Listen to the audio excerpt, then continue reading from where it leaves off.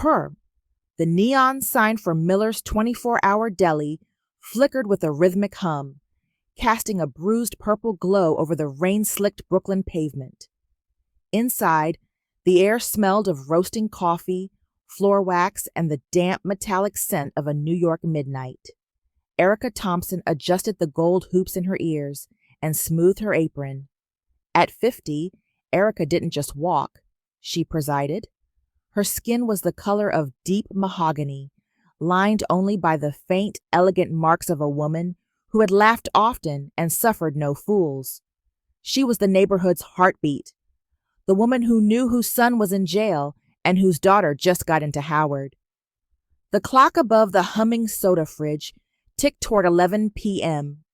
The bell above the door chimed, a sharp silver sound that usually heralded a delivery driver or a late-night stoner. But tonight, as it had for the past 7 nights, the atmosphere in the store shifted. The air grew heavy, charged with a sudden freezing elegance. He was back. Ha-Jun stepped through the door like a panther entering a cage it already owned. He was 40, but he carried the gravity of a man who had lived 100 violent lifetimes. His suit was charcoal silk, tailored so perfectly it looked like armor, and his hair was swept back from a face that was all sharp angles and cold, aristocratic distance. To the rest of the world, he was the Ice King of the Kong Syndicate.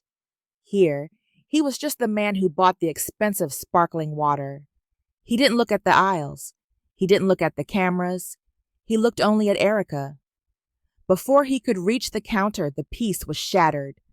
A young man, jittery and smelling of cheap gin, slammed a crumpled $5 bill onto the counter. "Give me 2 packs of Newports and a lighter, lady. Hurry up, I got a ride waiting," the kid barked, his eyes darting toward the door. Erika didn't blink. She didn't even reach for the cigarettes. She leaned forward, resting her elbows on the counter, her gaze as steady as a mountain. "First of all," she said, her voice a rich, soulful contralto that hummed with authority, "you're short $2. Second of all, your mother didn't raise you to holler at a woman of my vintage. Take your $5, go back out that door, and come back in when you remember your manners. Or don't come back at all. My night is too pretty for your noise."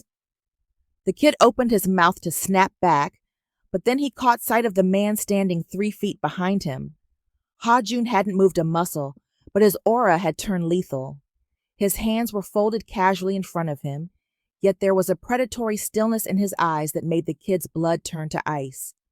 It was the look of a man who could erase a person from existence without wrinkling his sleeve.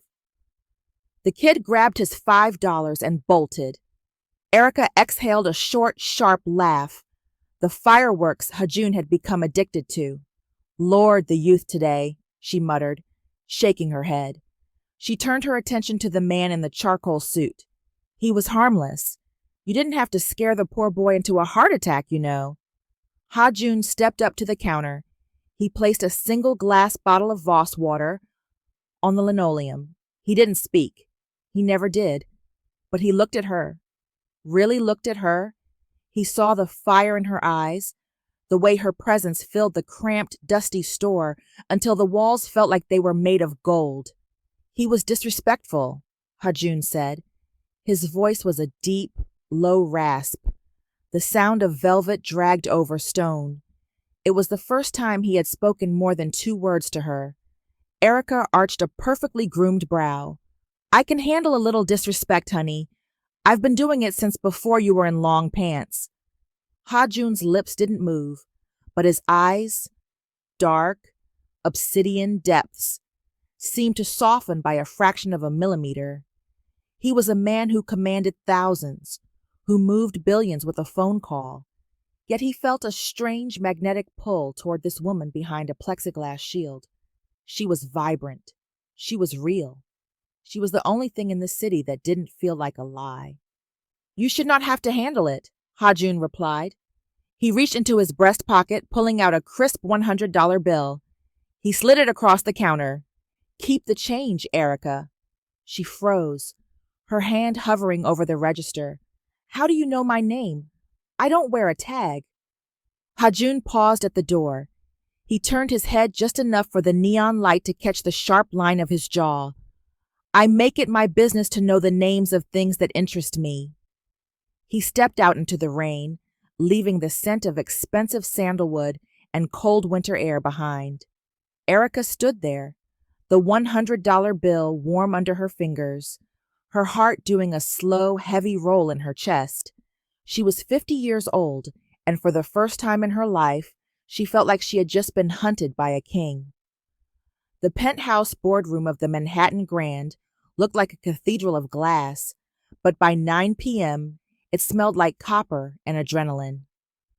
A silver-plated letter opener sat embedded in the mahogany table, inches from a rival's hand. Ha-Jun didn't move. He sat at the head of the table, his overcoat draped over his shoulders like a shroud, his expression as unreadable as a frozen lake. His men, shadows in the corner, waited for the word to turn this merger into a massacre. "The docks are mine," Ha-Jun said, his voice a low, lethal vibration. "And your silence is the only thing keeping your heart beating. Leave." The rivals scrambled, the air in the room rushing out with them. Ha-Jun didn't look at the signatures on the multi-billion-dollar contracts. He looked at his hands. They were steady, cold, and utterly lonely. He felt the familiar, crushing weight of his world, a world of ghosts and ledgers. He needed the light. He needed the fire. In her small apartment in Bed-Stuy, Erika Thompson stood before her vanity. She was 50 years old, and she knew every curve and line of her body was a trophy of survival. Usually, she threw her hair into a quick bun and wore a dash of lip balm for the night shift. Tonight, she lingered. She traced a line of gold eyeliner across her lids, the shimmer making the amber in her eyes pop. She picked out a pair of brass-hammered earrings that brushed her collarbones and stepped into a pair of boots that made her feel 6 feet tall. Under her drab deli apron, she wore a silk camisole the color of a sunset. "You're acting like a schoolgirl, Erika," she whispered to her reflection.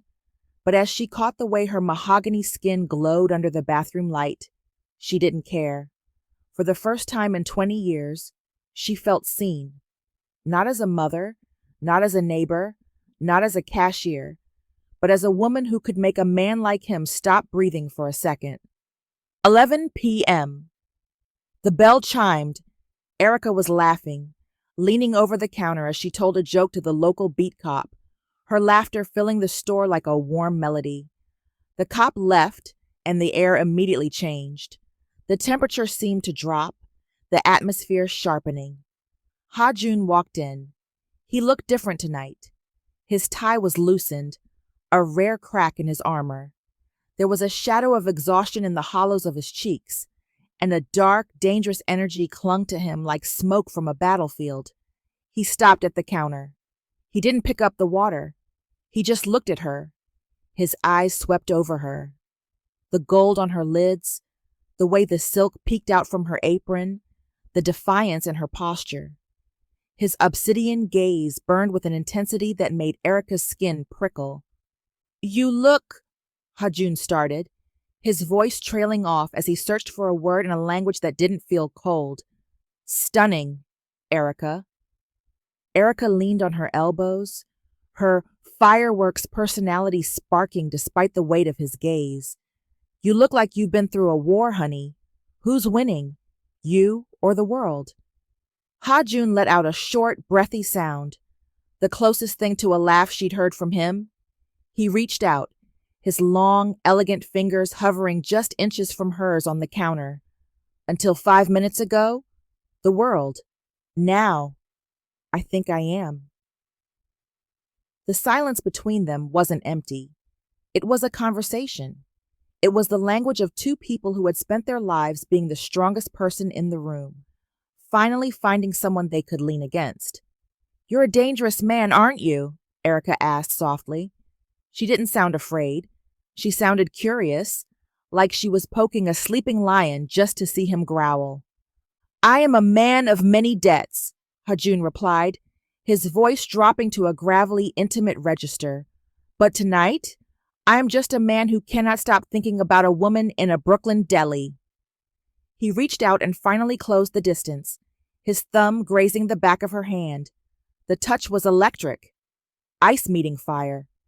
Erika didn't pull away. She turned her hand over, lacing her fingers with his.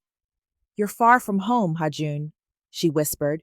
I think, he said, his eyes locked onto hers with a sudden, terrifying clarity. I am exactly where I need to be. But this store, it is too small for you. This city is too gray for you. Erika felt her heart hammer against her ribs. And what's the alternative? Hajun leaned in, the scent of expensive sandalwood and cold rain enveloping her. Come to Seoul. I have a life there that needs your light. I have an estate that is a tomb until you walk through the doors. Erika laughed, though her breath was shaky. You're crazy. I've got a life here.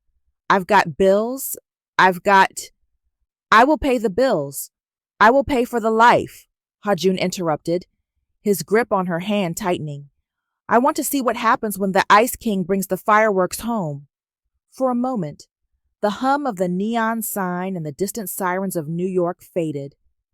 There was only the heat of his hand and the impossible, addictive pull of a new beginning. The rain wasn't just falling tonight. It was grieving. It hammered against the thin glass of the deli, a rhythmic, lonely sound that matched the hollow ache in Hajun's chest. In 2 hours, a private Gulfstream G650 would be waiting at Teterboro to whisk him back to the gray steel and glass hierarchy of Seoul. He had spent his life building an empire of shadows and silence, and he had been content in the cold. But then he had stepped into this dusty, neon-lit corner of Brooklyn and found a sun that didn't burn him. She warmed him. The bell chimed. 11 p.m. Erika was waiting. She wasn't behind the register this time. She was stocking a shelf of bread, her back to the door. She didn't have to turn around to know it was him. The air always sharpened when he arrived, vibrating with a high-voltage tension that made the hair on her arms stand up.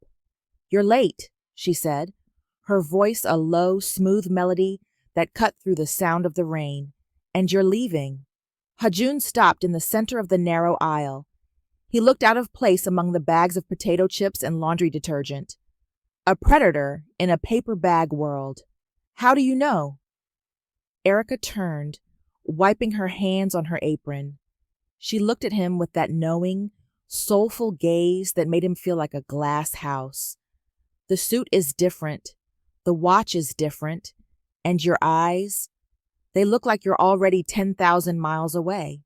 Hajun stepped closer, invading her space until the scent of his sandalwood cologne overwhelmed the smell of stale coffee. I cannot stay, Erika. My world is calling me back. It is a world of duty, blood, and cold stone. He paused, his jaw tightening. And since I met you, the thought of returning to it feels like a death sentence. He reached into his inner pocket and pulled out a thick, cream-colored envelope. It wasn't a love letter. It was a manifesto of power. I don't just want you in my memory, Hajun whispered, his voice cracking the Ice King facade. I want you in my life. This is a contract. You will be the director of my private estate in Seoul. You will manage the staff, the grounds, and, if you allow it, the man who owns them. Erika looked at the envelope but didn't take it yet. I'm a cashier from Brooklyn, Hajun. I don't know the first thing about running a palace in Korea. I don't need a manager, he countered, his obsidian eyes burning with a sudden desperate fire. I need a soul. I need your fire in that house. The salary is 10 times what you earn here. Your debts? Gone. Your future? Secured. You will have everything. Erika took the envelope. She opened it, her eyes widening as she saw the numbers. It wasn't just a job. It was a kingdom. She looked around the cramped deli, the flickering neon, the linoleum she'd scrubbed for years, the life she had built by playing it safe, by being the reliable one, the woman who never took the leap because she was too busy holding the net for everyone else. She was 50 years old. She had spent 5 decades being exactly what the world expected her to be. "Why me?" she asked, her voice barely a whisper. "There are 1,000 women in Seoul who speak your language, who know your customs. Women who are younger." Hajun stepped so close his chest brushed her shoulder. He reached out, his hand cupping her face with the reverence that made her breath hitch. His thumb traced the line of her cheekbone, his touch a searing brand of ice and heat.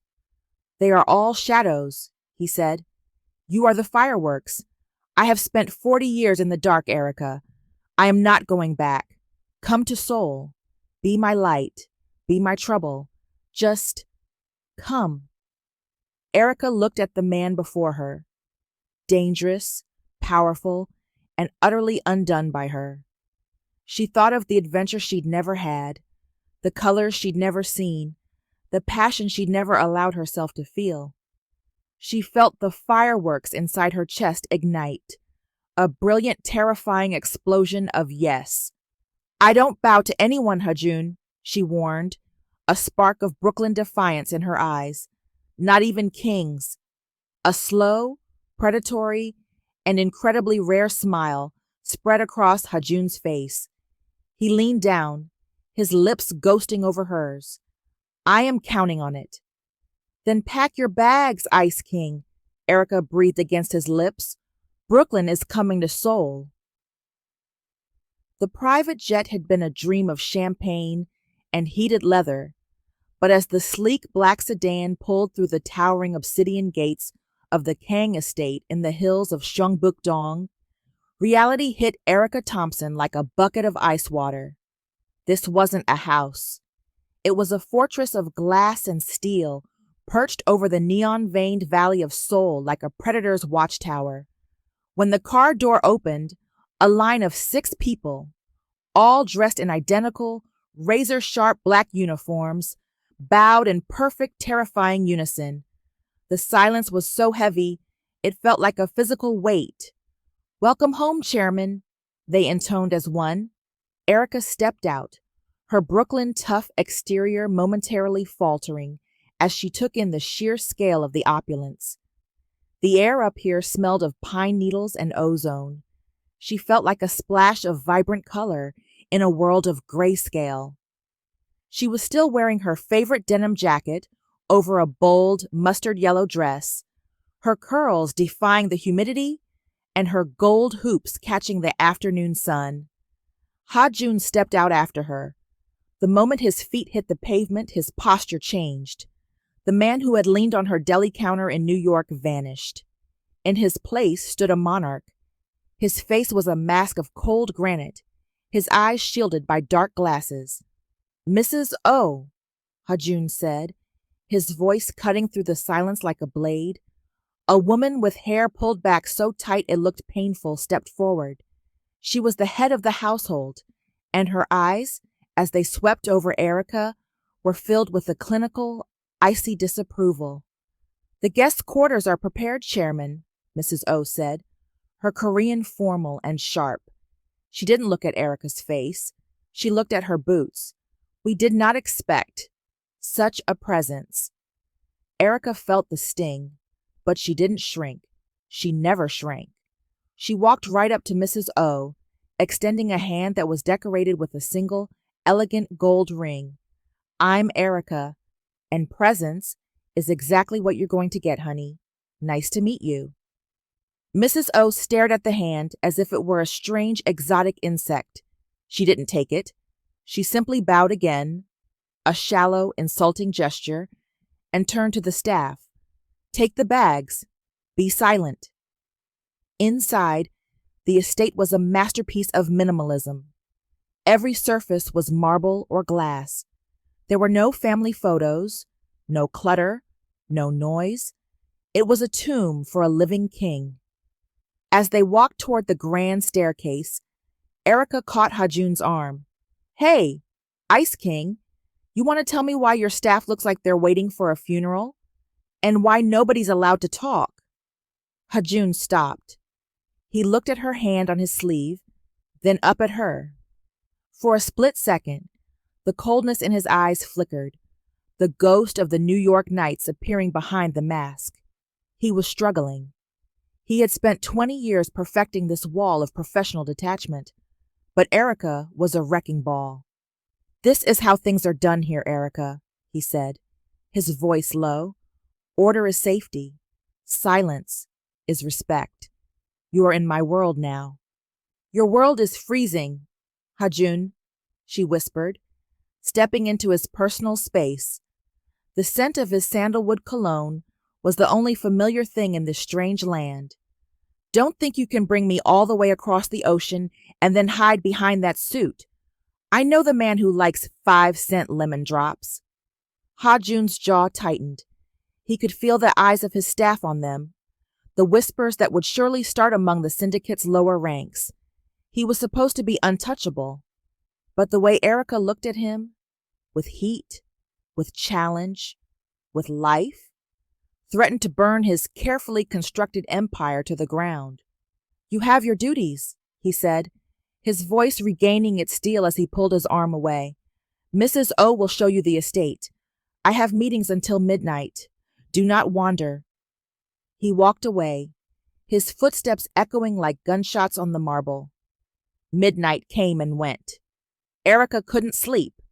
The silk sheets were too soft, the room too quiet. She needed noise. She needed a soul.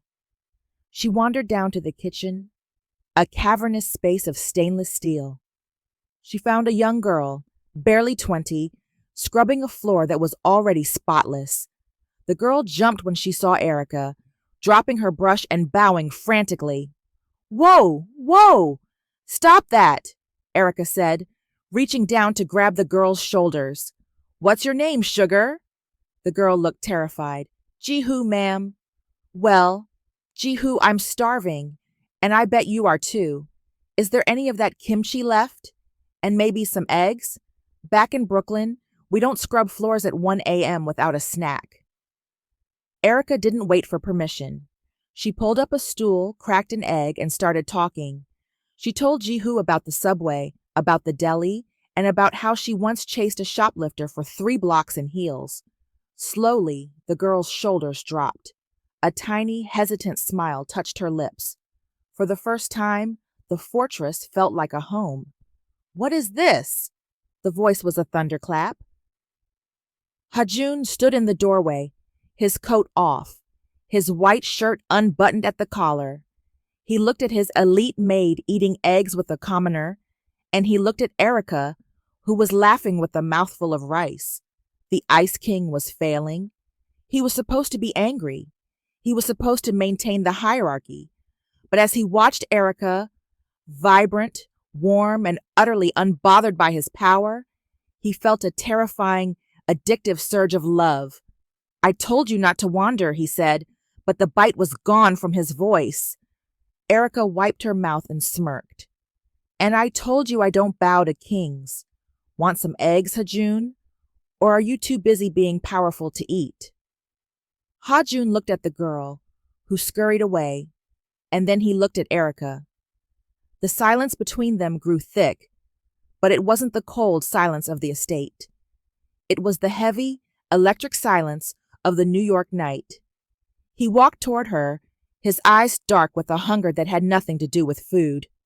The Grand Hyatt Seoul's ballroom was a cathedral of cold gold and predatory ambition.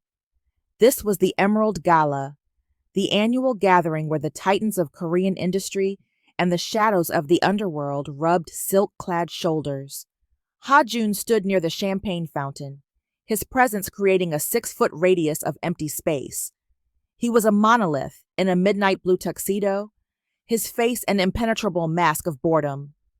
But beneath the surface, his nerves were frayed. He was waiting. Then the double doors at the top of the grand staircase swept open. The room didn't just go quiet. It stopped breathing.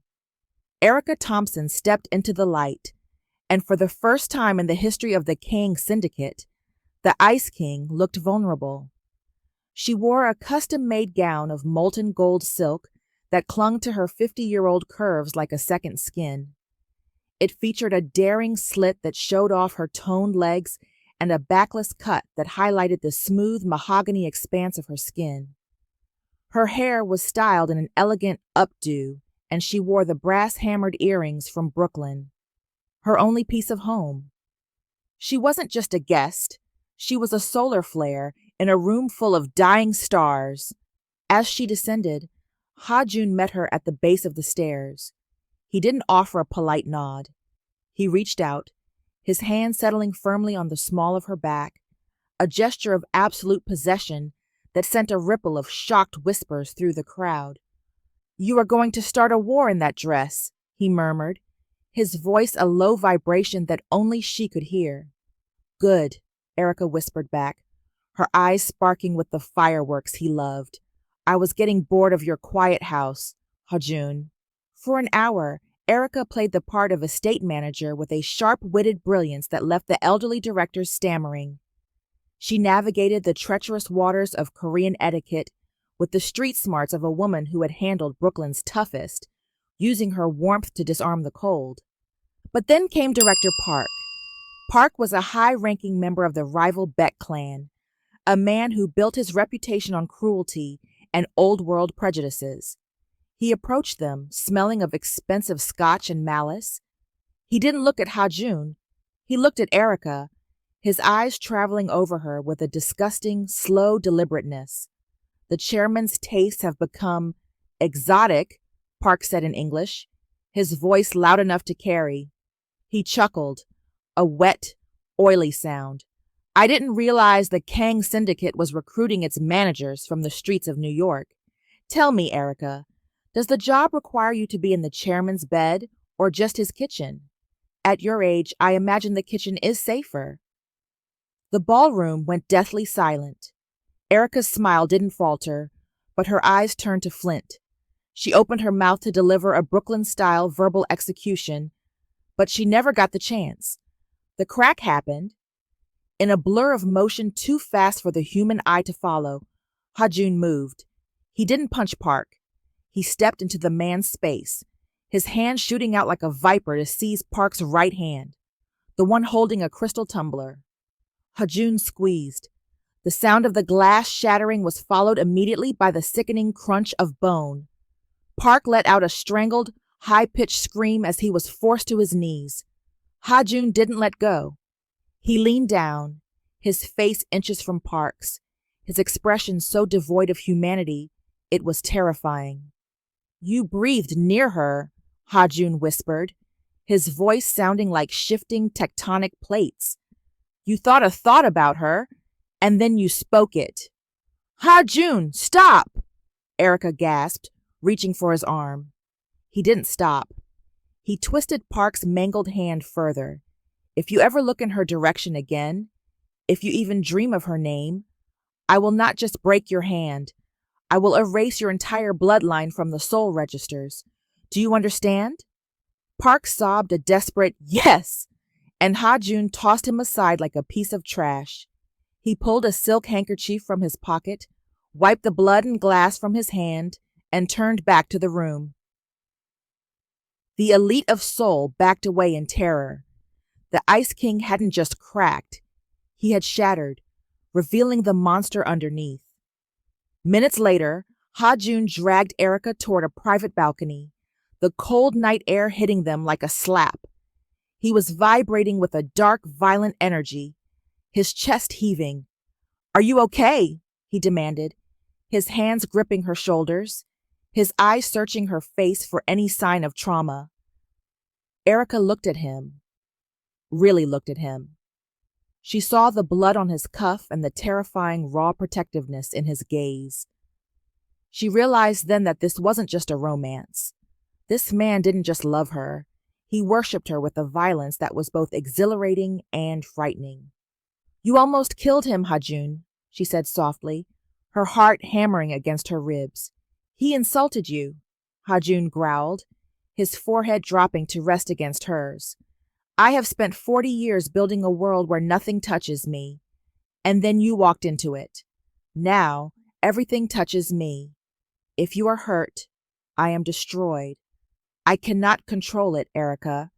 I don't want to control it.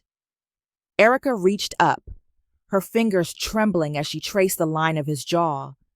The Ice King was gone, replaced by a man who would burn the world down to keep her warm. Then don't, she whispered. Just hold me. He pulled her into him, crushing her against his chest as the neon lights of Seoul blurred behind them. The war had officially begun. The silence of the Kang estate was never peaceful. It was a held breath. It was 2 a.m. Erika stood in the darkened kitchen, the moonlight reflecting off the stainless steel surfaces. She was nursing a cup of herbal tea, her mind racing with the memory of Ha-Jun's hand crushing Director Park's bones. She should have been packing her bags. She should have been terrified. Instead, she felt a magnetic, grounding pull toward the man who had done it. The lights didn't flicker. They simply died. Erika froze. The high-tech hum of the house vanished, replaced by the heavy, pressurized silence of a vacuum. Then, the sound of a window shattering. Not in the front, but in the private study. She didn't scream. Brooklyn had taught her that a scream was a waste of breath. She set her tea down silently and moved toward the shadows of the hallway. She saw him then. Ha-Jun was emerging from his room, but he wasn't the CEO in a tailored suit. He was shirtless, wearing only black trousers, his torso a map of jagged scars that told the story of a decade of war. In his hand was a sleek, matte black handgun. His eyes weren't ice anymore. They were void. "Erika," he hissed, his voice a ghost's whisper. "Get in the pantry. Lock the steel door. Do not come out until I open it." "Ha-Jun, go!" He moved with a predatory fluidness that made her heart stop. 2 men in tactical gear rounded the corner. Ha-Jun didn't hesitate. 2 muffled thuds echoed in the hall, and the men collapsed. It was clinical. It was terrifying. It was the Ice King in his true element. But there was a third man. A shadow detached itself from the ceiling molding above the study door. A Beck clan assassin who had been waiting for the chairman to pass. He dropped behind Ha-Jun, a garrote wire glinting in the moonlight. Ha-Jun was focused on the stairs, his senses overwhelmed by the feedback of the dying security system. "Ha-Jun, behind you!" Erika screamed. As the assassin lunged, Erika didn't run. She grabbed the heavy, decorative marble bust of a Korean scholar from the hallway pedestal. With the strength of a woman who had spent 30 years lifting crates in a bodega, she hurled it. It didn't hit the assassin's head, but it smashed into his shoulder with a sickening crack. The man stumbled, the garrote missing Ha-Jun's throat by an inch. That inch was all Ha-Jun needed. He spun, his face a mask of demonic fury. He didn't use the gun. He caught the assassin's throat in one hand and slammed him into the glass wall of the atrium. The glass spiderwebbed, but didn't break. Ha-Jun's grip tightened until the man's eyes rolled back. He dropped the body like it was nothing more than a used cigarette. Silence returned, heavier than before. Ha-Jun turned to Erika. He was heaving, his chest slick with sweat and the spray of blood from the first 2 men. He looked like a god of death. He expected her to look at him with horror. He expected her to see the monster and finally run back to the safety of New York. Erika walked toward him. Her hands were shaking, but her gaze was steady. She reached out and touched the jagged scar over his ribs. "You're bleeding," she whispered. Ha-Jun grabbed her wrists, his grip iron tight. "You stayed. You could have been killed. Why didn't you hide?" "Because you were out here," Erika said, her voice cracking with the weight of the adrenaline. "I told you, Ha-Jun. I don't leave people behind, especially not the man who looks at me like I'm the only thing in the world that matters. The Ice King broke." He pulled her into him with a desperation that was almost violent. His mouth found hers in a collision of heat, a kiss that tasted of iron and longing. It wasn't the polite kiss of a CEO. It was the claim of a man who had almost lost his soul. He lifted her and carried her into the master suite. He kicked the door shut, locking the world of blood and mafia wars outside. It was a night of revelation. Every touch was an admission. Ha-Jun worshipped her age, her wisdom, the soft curves of her body that felt like home. He was 40, a man of steel, but under Erika's touch, he was malleable. She was the fireworks, and tonight, she lit up every dark corner of his soul. In the quiet aftermath, as they lay tangled in sweat-dampened silk, Ha-Jun pulled her against his chest. He kissed the top of her head, his heart beating a steady rhythm against her ear. "It isn't a spark anymore, is it?" she whispered into the dark. "No," Ha-Jun replied, his voice thick with a devotion that changed the trajectory of his life forever. "It's a fire, and I will let it burn my whole empire down before I let it go out." The morning light in Seoul was usually a soft, pearlescent gray, but today it felt sharp, cutting through the floor-to-ceiling windows of the estate like a scalpel. The household staff didn't just bow, they trembled. Madame Kang, the dowager of the syndicate, had arrived without a phone call. She sat in the center of the minimalist drawing room, a woman carved from ivory and malice. At 70, she was a relic of a harder time. Her hanbok, a deep, traditional indigo. Her hair pulled into a knot so tight it seemed to sharpen her already lethal cheekbones. She didn't look at the gardens. She looked at the woman standing across from her. Erika stood her ground. She was wearing a deep, plum-colored silk wrap dress that complemented the rich mahogany of her skin, her hair a crown of natural curls. She felt the weight of Madame Kang's gaze, a look that tried to calculate her worth and found it lacking. "I am told," Madame Kang began, her voice a thin, terrifying rasp in perfect English, "that my son found a stray in New York. I expected a girl, a momentary lapse in judgment, a toy." Her eyes flickered over the fine lines around Erika's eyes, the maturity in her posture. "I did not expect a woman who has already seen her best years." Erika didn't flinch. She took a slow sip of her tea, her gaze never leaving the older woman's.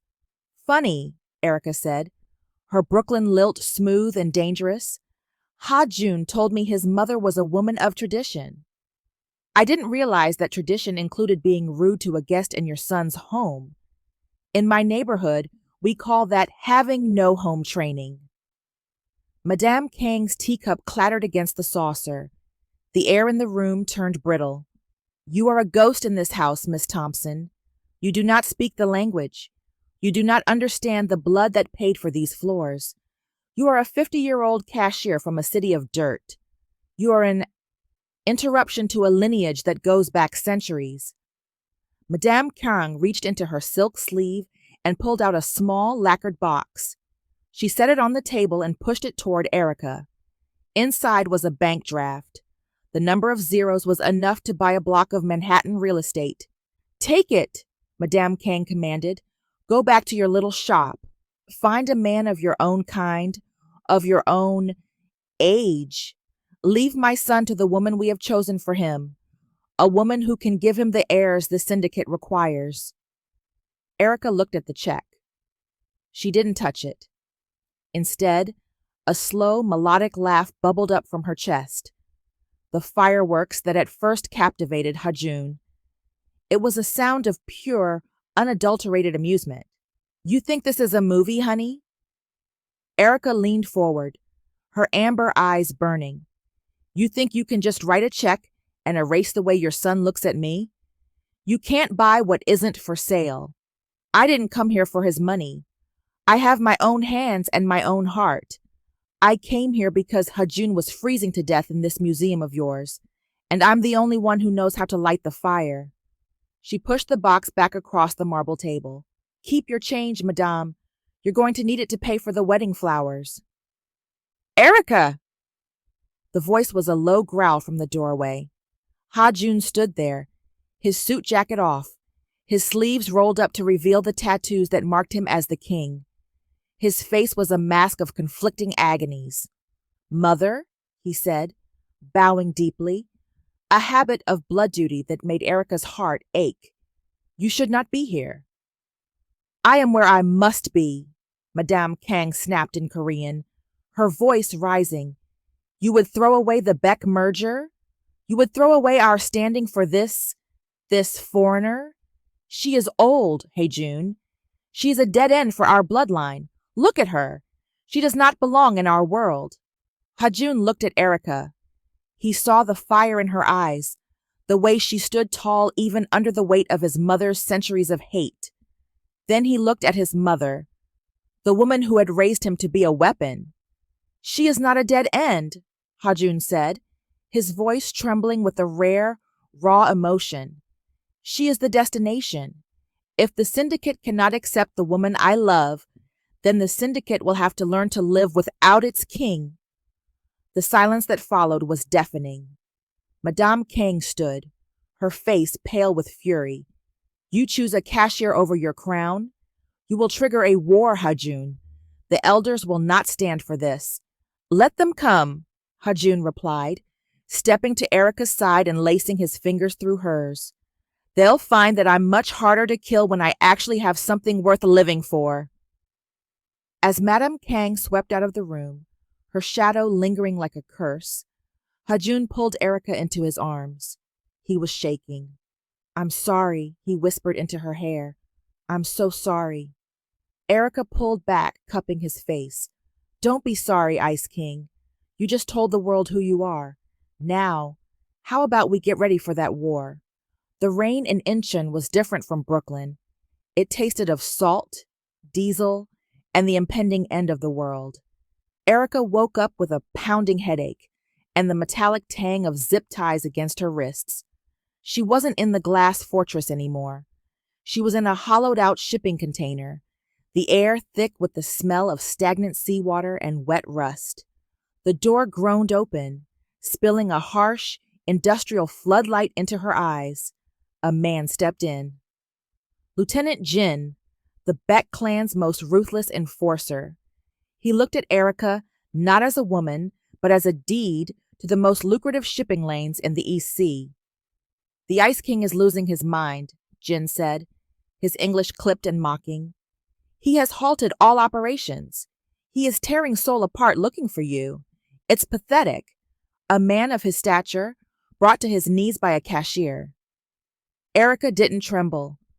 She sat up as straight as her bound hands would allow, her mahogany skin bruised, but her amber eyes glowing with a terrifying, steady heat. "You've got the wrong idea, sugar," she rasped. "He's not brought to his knees. He's just making sure he doesn't leave any witnesses when he finally finds you." Jin laughed, stepping closer to blow smoke in her face. "He won't find you until I have the signatures. You are just a bargaining chip, Erika. A fragile, aging piece of leverage." "Fragile?" Erika smirked, a look of pure Brooklyn defiance crossing her face. "Honey, I've survived 3 recessions, 2 muggings, and 50 years of people like you thinking I was easy. You think you're the hunter? You're just the man standing in my way." Jin left 2 guards at the door, thinking a 50-year-old woman was no threat. He was wrong. During her weeks at the estate, Erika hadn't just been managing the house. She'd been observing. She had watched Haejun's security team. She had learned the architecture of the syndicate's proprietary shipping trackers.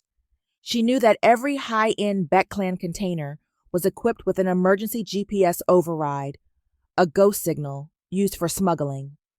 She spotted the terminal in the corner of the container. It was a rugged, industrial tablet used to log cargo. Erika didn't panic. She moved. She used the sharp edge of a rusted metal shelf to saw through the zip ties, the plastic biting into her skin until she felt the warm slide of blood. She didn't make a sound. When the ties snapped, she didn't run for the door. She ran for the tech. Her fingers flew across the screen. She didn't need to know Korean. She knew the universal language of logistics. She bypassed the security lock by inputting the Kang Syndicate's master override code, a sequence of numbers she'd seen Ha-Jun use a dozen times. The screen turned red. Signal live. She didn't just ping her location to Ha-Jun. She did something better. She triggered the fire suppression protocol for the entire warehouse. Suddenly, the silent docks erupted into chaos. A piercing alarm shrieked, and massive industrial sprinklers began dousing the warehouse in high-pressure foam and water. The guards at the door shouted in confusion, blinded by the chemical fog. Erika grabbed a heavy metal crowbar from a tool chest. As the first guard burst into the container, she didn't scream like a victim. She swung. The heavy iron connected with the guard's knee with a sickening crack. As he went down, she snatched his radio. "Ha-Jun," she said into the receiver, her voice steady and lethal. "I'm at Pier 4. The sprinklers are on. Look for the woman in the yellow dress. She's the one currently kicking your enemies' asses." Outside, the warehouse was a war zone. Ha-Jun arrived not with a police escort, but with a fleet of black SUVs that tore through the Beck clan's perimeter like a tidal wave. He stepped out into the chaos, his long black coat billowing in the wind, a tactical rifle in his hand. He looked like a god of vengeance. When he saw the warehouse engulfed in foam and the Beck guards fleeing in disarray, he felt a surge of pride that nearly eclipsed his terror. He found her near the loading dock. Erika was standing over a downed guard, the crowbar in one hand and a look on her face that could melt the Han River. She was soaked, her hair wild, her skin smeared with grease and blood, and to Ha-Jun, she had never looked more beautiful. He dropped his weapon and sprinted toward her, pulling her into a collision of an embrace. He buried his face in her neck, his body shaking with a relief so violent it felt like a physical blow. "I thought," he choked out, his Ice King mask shattered into a million pieces. "I thought I had lost my light." Erika dropped the crowbar and held him, her heart thumping against his. "It takes more than a few punks in suits to put out my fire, Ha-Jun. But you're late. Again." Ha-Jun pulled back, his eyes dark with a new terrifying resolve. He looked at the smoking ruins of the Beck stronghold. "They touched you," he whispered, his voice vibrating with the promise of total annihilation. "The war is over, Erika, because tonight I'm going to finish them. All of them." Erika took his hand, her fingers locking with his. "Then let's go, King. Let's show them what happens when you mess with the family." The night after the Incheon docks didn't bring sleep. It brought a reckoning.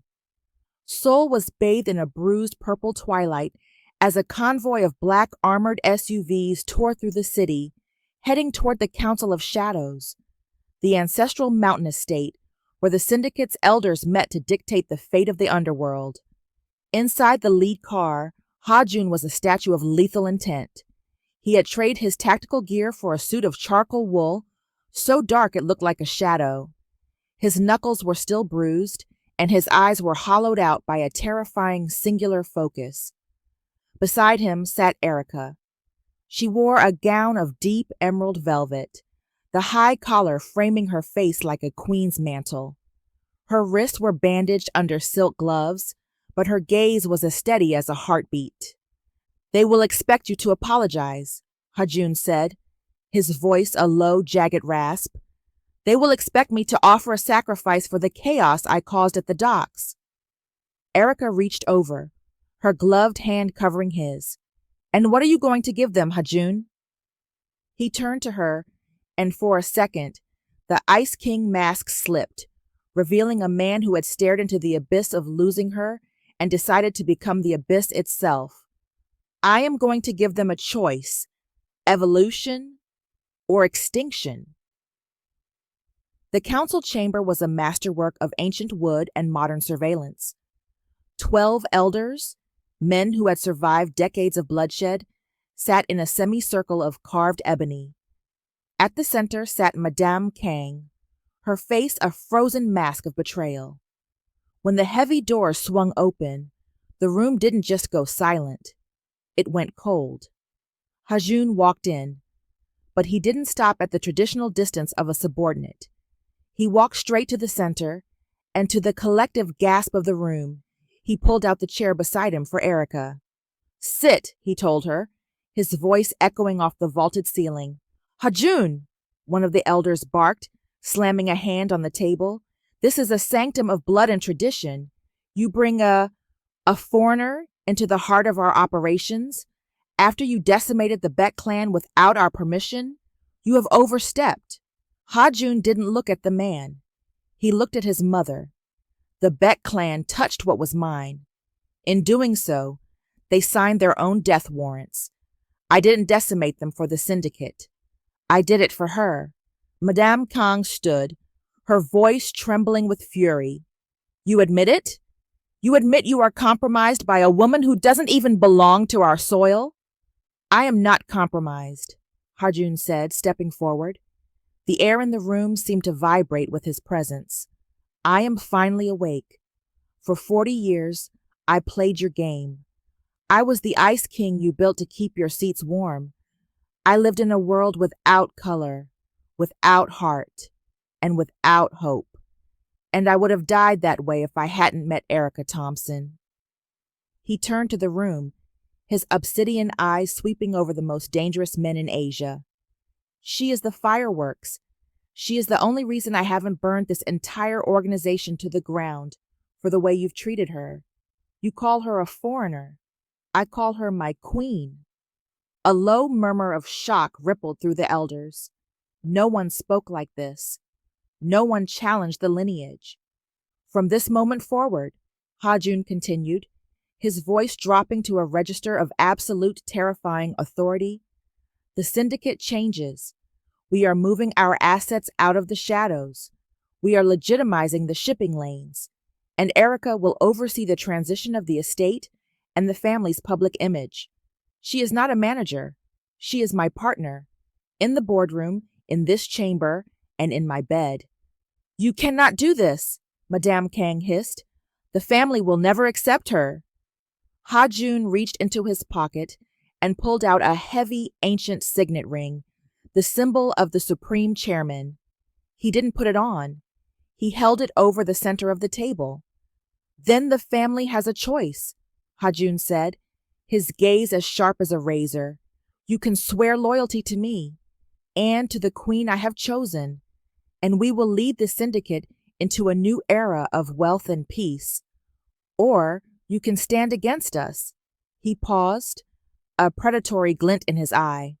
"But know this, if you choose war, I will not be the Ice King who negotiates. I will be the monster who hunts you. I will use every dollar, every blade, and every bullet I possess to protect her. I will go scorched earth on anyone who so much as whispers her name with disrespect." The silence that followed was the heaviest of Erika's life. She looked at these men, predators, and killers, and then she looked at Hajun. He wasn't just defending her, he was reclaiming his own soul. Slowly, one of the youngest elders, a man who had seen the carnage at the docks and the brilliance with which Erika had saved herself, stood up. He bowed, not to Hajun, but to Erika. "The world is changing, Madame Kang," the young elder said, "and I would rather follow a king who has a heart than a council that is already dead." One by one, 5 more elders stood and bowed. Madame Kang watched, her face turning a ghastly shade of pale as she realized she was losing her grip. The Ice King had won, not through fear alone, but through the sheer addictive power of a love that refused to be hidden. Hajun turned to Erika, his hand extended. The fire in his eyes was no longer for the war. It was for her. "Let's go home, Erika," he whispered. "We have a kingdom to build." The Jade Pavilion sat on the highest peak of the Kang estate, a relic of ancient architecture surrounded by a sea of morning mist. Inside, the air was thick with the scent of burning cedar and the suffocating weight of 500 years of tradition. 3 men, The high elders sat on silk cushions, their faces like carved ivory. They were the ancestors of the board, men who had seen kings fall and empires rise. They didn't care about Ha-jun's passion. They cared about the preservation of the Kang name. Erika walked into the pavilion alone. Ha-jun had been barred from entering, a rule of the trial of the three gates. He had paced outside like a caged tiger, his knuckles white. Erika didn't wear a traditional hanbok. She wore a tailored suit of cream-colored wool, her hair styled in a sharp modern bob that framed her face. She carried herself with the quiet, unshakable confidence of a woman who had survived 50 years of New York winters. She wasn't a guest. She was a force of nature. "Sit," Elder Shin commanded, his voice like dry parchment. The first trial began, the gate of silence. For 20 minutes, they sat in absolute crushing stillness. In Korean tradition, it was meant to break a foreigner, to make them fidget, to make them reveal their loud Western nature. Erika didn't move.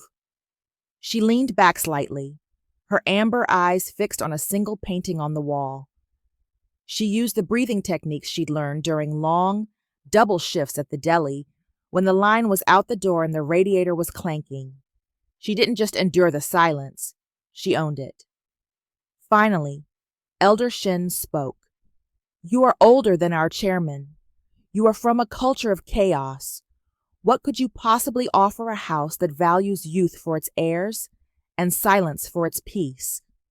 Erika smiled, and it wasn't the submissive smile they expected. It was the fireworks.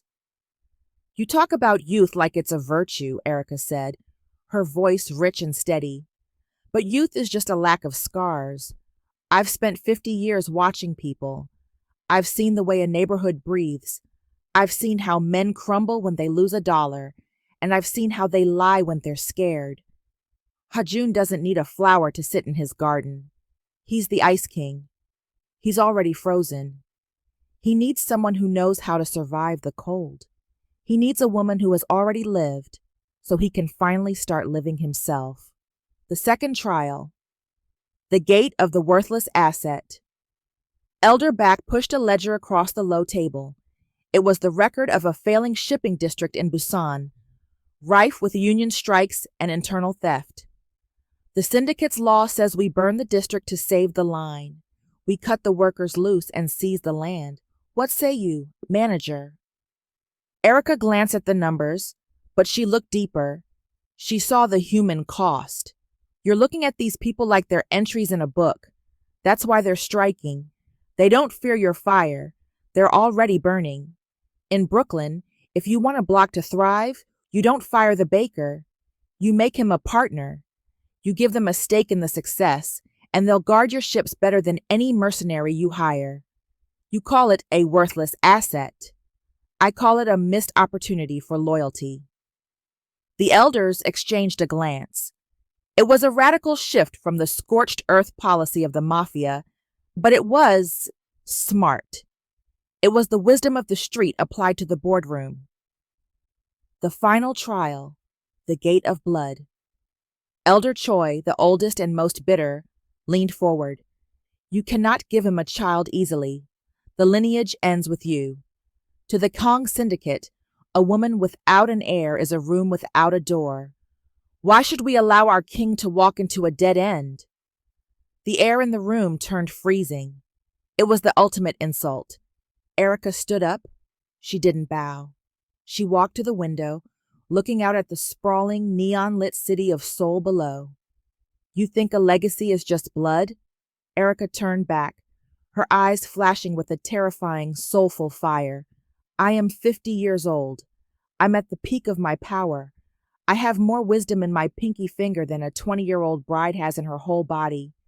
I am the door Ha-jun chose because I'm the only one strong enough to hold it open against people like you. If you want a vessel, go to a hospital. If you want a queen who can help your king navigate a world that is changing every second, a world where his enemies are no longer just men with knives, but markets and movements, then you're looking at her." She stepped closer to the table, leaning down until she was eye level with the three titans. I am the fireworks, she whispered. I don't just light up the sky for a second. I change the way you see the dark. Now, either you accept me as the woman who stands beside your king, or you can watch him walk out that door with me. And believe me, he won't look back. The silence returned, but this time, it was the elders who felt the weight of it. They looked at the black woman from Brooklyn and saw something they hadn't seen in decades. True authority. Elder Shin slowly stood up. He picked up a traditional jade seal and pressed it onto a scroll. He didn't hand it to her. He bowed, a full 90-degree bow of respect. The Ice King found his fire, the elder murmured. The trial is concluded. As Erika stepped out of the pavilion, Ha-jun was there in a heartbeat, his hands gripping her waist, his eyes searching hers with a desperate intensity. Erika, what happened? Erika took a deep breath, the morning air finally tasting sweet. She hooked her arms around his neck and smirked. Tell your family to start ordering the good champagne, Ha-jun. We've got a wedding to plan. 1 year later. The air in the secret gardens of the Shilla was a symphony of contradictions that somehow made perfect sense. The sharp, clean scent of pine mingled with the heavy, sweet aroma of slow-cooked brisket and collard greens. On the stage, a Geogheum player plucked a traditional melody that transitioned seamlessly into a soulful, stripped-down version of At Last. This was the day the Ice King of Seoul officially married the fireworks of Brooklyn. Ha-jun stood at the altar, a vision of regal power in a custom-made royal blue gwanbok. The traditional Korean wedding attire was heavy with gold embroidery, but it didn't look like a costume on him. It looked like a birthright. For the first time in his 40 years, however, his eyes weren't scanning for threats or calculating margins. They were fixed on the doors. When they opened, the collective breath of the Seoul elite and the small contingent of Erika's family from New York hitched in unison. Erika didn't just walk, she floated. At 51, she was a masterpiece of grace. She wore a fusion gown that would be talked about for decades, a traditional Korean hanbok silhouette made of hand-woven kente-patterned silk in vibrant oranges, deep purples, and shimmering gold. Her hair was a crown of intricate braids intertwined with a gold leaf. She was the sun rising over the Han River. As she reached the altar, Ha-jun did something that caused a ripple of genuine shock to move through the elders in the front row. He smiled. It wasn't a polite curl of the lips or a professional smirk. It was a radiant, teeth-showing, soul-bearing smile that transformed his Ice King face into something human and deeply, dangerously in love. Madame Kang, sitting in the front row, let out a soft, defeated sigh that sounded suspiciously like respect. She saw her son's face and finally understood. Erika hadn't stolen his crown. She had given him a reason to wear it. The ceremony was a beautiful collision of worlds. They shared the traditional cups of soju to seal their souls. But before the final bow, Ha-jun's men brought out a decorative, handmade broom. In my culture, Erika whispered to the gathered crowd, her voice echoing with pride, we jump the broom to sweep away the old and step into the new.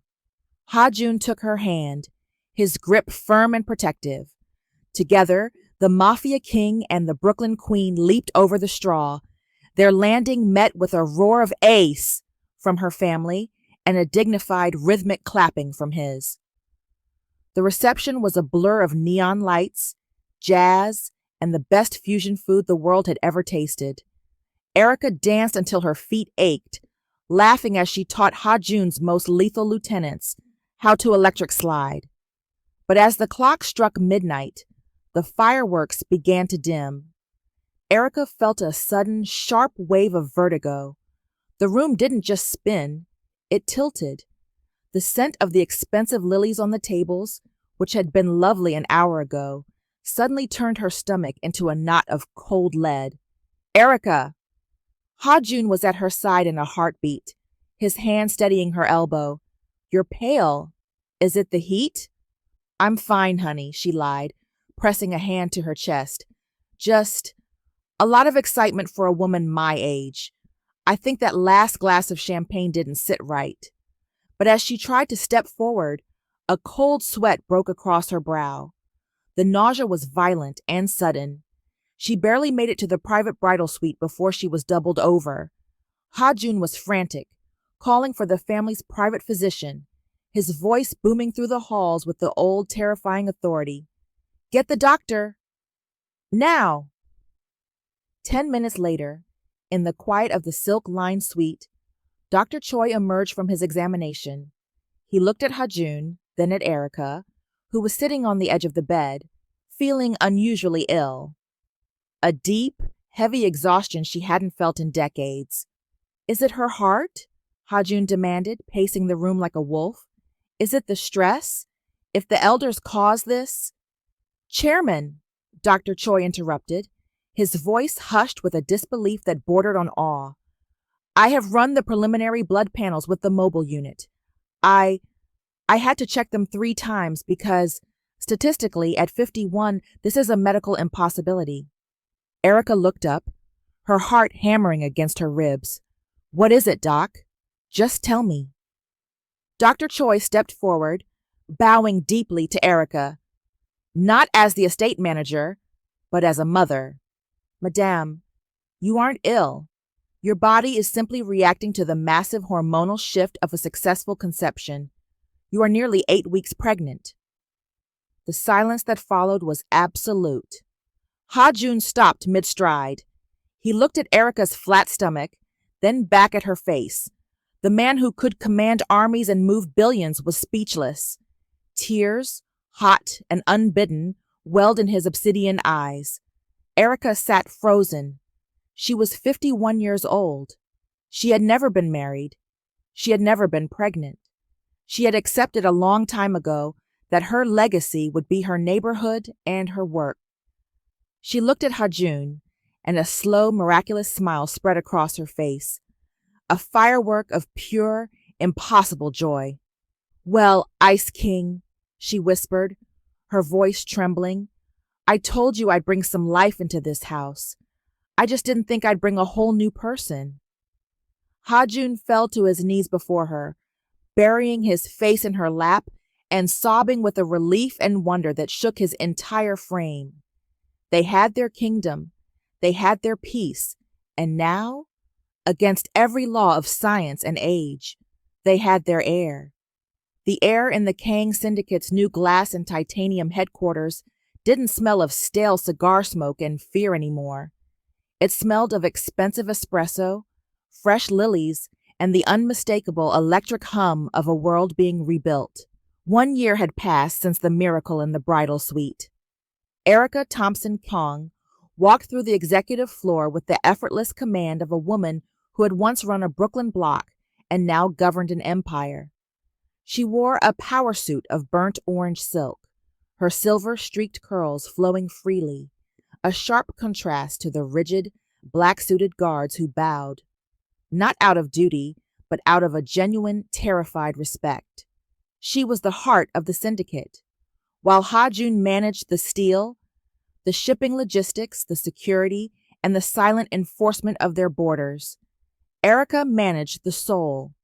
She had turned their illicit holdings into a legitimate global powerhouse, replacing fear-based labor with community investment. Profits were at an all-time high, and for the first time in history, the Kang name was spoken with admiration in the light of day. She pushed open the heavy oak doors to the chairman's office. Ha-jun was at his desk, his sleeves rolled up, looking over a digital manifest. The second she entered, the Ice King vanished. He stood up, his gaze softening into something so tender it would have shocked the elders. "The Busan delegation is satisfied," Erika said, leaning against his desk and tossing a signed contract onto the blotter. "I told them if they didn't agree to the new health benefits, I'd tell their wives they were spending the discretionary fund on vintage scotch." Hajun let out a low, gravelly chuckle, a sound that had become his favorite music. He circled the desk, his hands finding her waist. You are a dangerous woman, Erika. You use their hearts against them.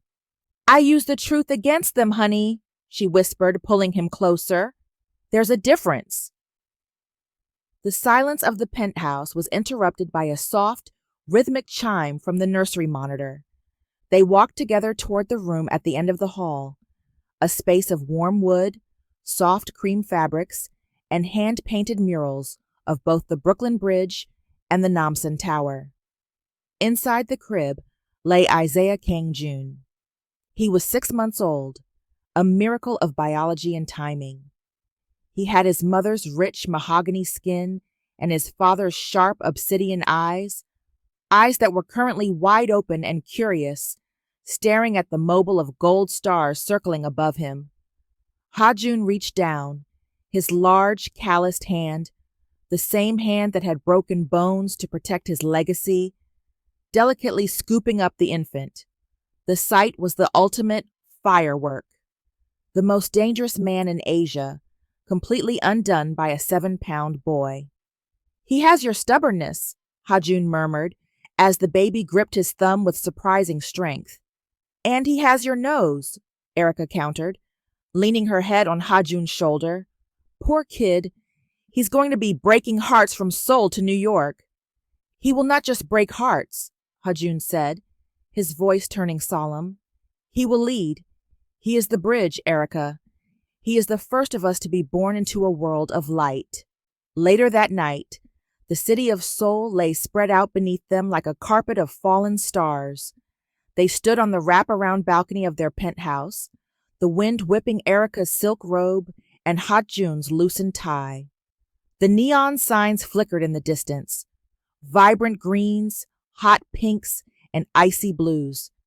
It was a landscape of modern power, but for a moment, the sounds of the bustling metropolis faded, replaced by the ghost of a memory, the hum of a flickering open sign in a rainy Brooklyn deli. Hajun stepped behind Erika, wrapping his arms around her and pulling her back against his chest. He buried his face in the crook of her neck, inhaling the scent of her cocoa butter and the faint, sweet smell of the tea she always drank. What are you thinking about? She asked softly, placing her hands over his. I am thinking about a bottle of Voss water, Hajun whispered, his voice vibrating against her skin, and a woman who told me I was blocking her aisle. Erika laughed, the sound bright and soulful. You were blocking the aisle, Hajun. You were a big, moody iceberg in the middle of my shop. Hajun turned her in his arms so he could look into her eyes. The Ice King was gone, replaced by a man who had finally found his home. He reached out, his thumb tracing the line of her jaw with a reverence that made the air between them thick with heat. I spent 40 years looking for power, Erika. I thought I owed my life to the syndicate. I thought my debt was to my bloodline, he said, his obsidian eyes shimmering. But standing here, with you, with our son sleeping inside, I realized I only ever had one real debt. And who do you owe, King? She teased, though her eyes were misty. Hajun leaned down, his lips ghosting over hers in a kiss that tasted of silk, midnight, and forever. I owe New York, he whispered against her mouth, because it was the only place in the world that could produce a woman like you. My debt is finally paid, Erika, because it gave me my soul.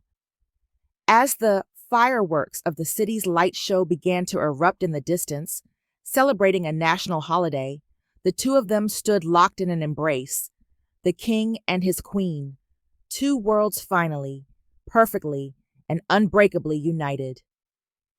The end. Thank you for watching. If you love this story, don't forget to hit that like button and subscribe for more emotional twists and character-driven plots.